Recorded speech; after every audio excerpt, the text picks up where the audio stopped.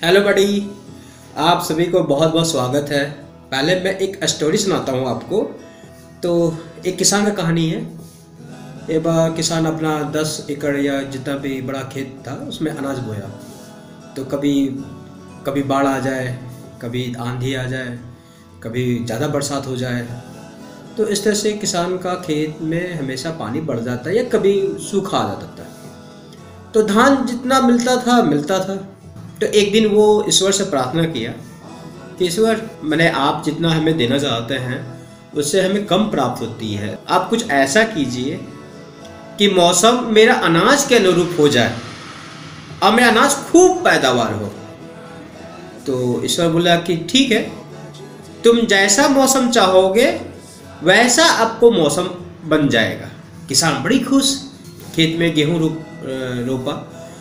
पानी की इच्छा करे तो बारिश हो जाए, धूप की इच्छा करे तो धूप हो जाए, फिर बादल की इच्छा करे तो बादल आ जाए। मैंने एकदम परफेक्ट हरियाली, खेत में हरा हरा खड़ा खड़ा फसल दूर दूर तक दिखाई दे रहा कि हाँ भाई, फसल एक नंबर का हुआ है। किसान बहुत खुश कि हाँ भाई, इस बार हमको आमदनी बहुत होने वाला है। दिल से उसको अंदर से खुशी मिल रहा।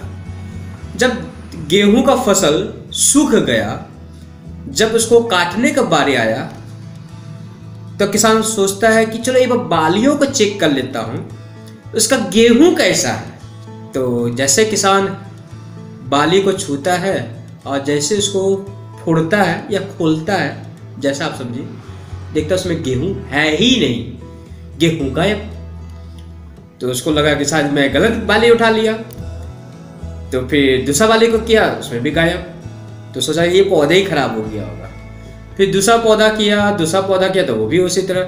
तो उसको लगता है ये हिस्सा में ही बाली नहीं आया। तो वो दूसरा हिस्सा में चला गया खेत का। वहां जा कभी उस चेक किया तो देखता वहां भी बाली नहीं। धीरे करते करते पूरा खेत में चेक किया, खेत का एक भी पौधा में बाली नहीं। किसान को कुछ समझ में नहीं आया, ये हुआ क्या। इतना अच्छा मौसम, इतना अच्छा सब कुछ, जैसा फसल को चाहिए वैसा हम उसको किए हैं, मैंने बाली के अंदर गेहूं का दाना नहीं आया। ये क्या चमत्कार हुआ। पहले तो कम से कम जो आता था तो उससे मैं घर बार और जो अन्य जरूरतें, मेरा खर्च का वहन हो जाता था। इस बार तो कुछ भी नहीं होगा। तो फिर वो ईश्वर से प्रार्थना किया, ईश्वर ये क्या चमत्कार हुआ मेरे साथ। जब मैं अपना फसल को वो आंधी, बाढ़, तूफान सबके लिए भरोसे छोड़ दिया था, तब तो उसमें बाली आ गया था।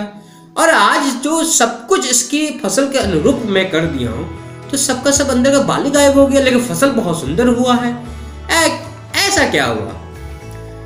तब ईश्वर समझाया, ये जो फसल है, जो बाली आता है, वो इन्हीं कारणों की वजह से आता है। क्योंकि जो फसल जो संघर्ष करते हैं वायु से, तापमान से, बाढ़ से, बारिश से, तो जो संघर्ष उसके अंदर में होता है, जो उसके अंदर में गुण उत्पन्न होता है, वो गेहूं की रूप बदल जाता है। और तुमने ये सब कुछ रोक दिया। जब रोक दिया तो उसके अंदर में वो गुण पैदा नहीं हुआ, जब पैदा नहीं हुआ तो वो खाली रह गया। हाँ, फसल बहुत सुंदर हो गया। तब किसान को लगा, अरे ये मेन पॉइंट है। अब रहा ये कहानी आपको क्यों सुना। देखो, यहां पर दो चीज है। पहला, किसान हो गए हमारे माता पिता, फसल हो गए हम लोग जैसे बच्चे। तो माता पिता क्या करते हैं, अपने बच्चों को बहुत सिक्योर में रखना चाहते हैं। ये सिक्योरिटी ही बच्चे का कभी कभी अवगुण बन जाता है, क्योंकि बच्चे वो संघर्ष कर ही नहीं पाते हैं और वो समझ ही नहीं पाता है कि मेरे साथ क्या हो रहा है।